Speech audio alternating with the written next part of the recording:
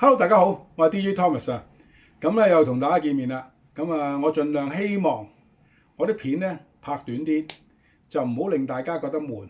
咁啊，分享下一啲45週年裡面嘅心路歷程啦。可能你會覺得，冇人想知你嘅嘢啦。咁係初初可能係會講下有關我自己嘅嘢，或者係分享下我自己嘅經歷啦。咁遲啲咧，我就往後嘅時間咧，會訪問一啲業界裏面嘅DJ 啊，或者係我哋曾經一齊經歷嘅派對嘅年青人，而家嘅同我差唔多年紀嘅老友啦。咁啊，講下啲笑話啊，分享下或者爆下料啊，等大家開心聽到。咁啊，希望大家可以進入翻一個境界啦。今次咧就同大家講翻上一次我講過話唔好揾興趣嚟做職業。咁點解呢？因為好多學生同我講呢，咁當時以前細個啦，我叫佢哋讀書啦。咁當有成就翻嚟嘅時間呢，好多時佢都會話：Thomas，你真係冇講錯。咁而家呢，我喺度有家庭啦，有樓有車啦。咁我翻嚟學呢，我覺得個人好輕鬆。咁啊啱嘅。有陣時呢，就係最緊要做任何事都唔好有壓力，輕鬆就最好啦。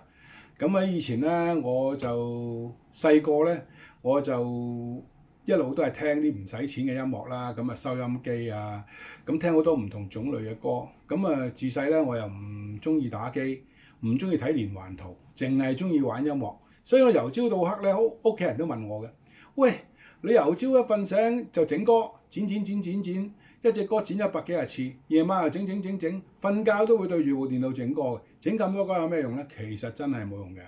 真係講真一句，都唔知整嚟做乜。因為我又唔係話一個職業 DJ 做活動啦，咁啊教下學生咁樣咯嚇。咁所以呢，就希望整到歌嘅，有機會再搞活動嘅，就得到各界人士嘅嚟支持啦，各位知音嘅嚟欣賞啦。希望盡我嘅所能呢，帶大家翻去佢哋嘅以前嘅境界，有一個回憶啦。咁其實你有經歷先會有回憶㗎嘛，因為點解呢？我冇經歷過，我帶唔到個回憶俾你啊嘛。好多朋友都係咁講嘅，佢哋有啲嚟參加我 party，咁啊佢話：我走啦，我趕住聽日翻工。咁通常我又會打佢中意嘅歌，甚至乎有一次有個女士，咁啊4個鐘頭都走唔到，因為咧我不停咁樣打佢中意嘅歌，一隻一隻咁樣扣動佢嘅心弦。咁所以咧嚟 party 玩就有唔同嘅想法，咁個個都會經歷到或者感受到啦。希望再搞 party 嘅時間，你哋會得嚟支持。咁今集講到呢度，再多謝各位，下集見，thank you。